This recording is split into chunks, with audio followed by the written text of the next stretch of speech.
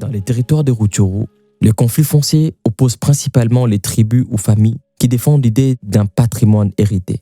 Demain, les litiges pourront opposer de plus en plus les individus si les enjeux de la propriété foncière s'accroissent. Aujourd'hui, il est commun d'acheter 1, 2 ou 3 hectares de terre à Rubare ou à Ishasha. Cela coûte quelques milliers de dollars à peine.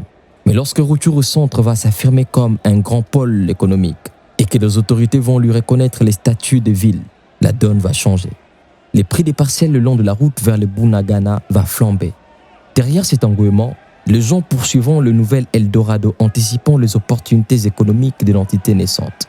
Ils acquériront des parcelles le long des futures artères et en des positions utiles pour la construction des garages, des hôtels, des églises, des commerces.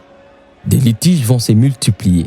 Là où les gens n'ont pas de titres de propriété sécurisants, certains véreux vont tenter d'en profiter. Il y aura beaucoup de risques de spoliation et de velléités diverses.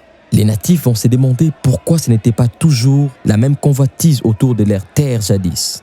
Ils pourront également découvrir que les différends qui trouvaient facilement leur résolution autour d'un chef de clan commencent à s'étirer devant la justice. La démographie est un facteur économique capital.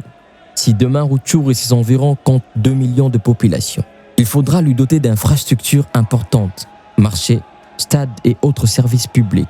Des terres communautaires aux environs vont être réaffectées pour le besoin. Cela va influer sur la valeur des terres dans tous les territoires, puisque Ishasha seront proches d'un grand centre, qu'il ne l'était de Goma par exemple.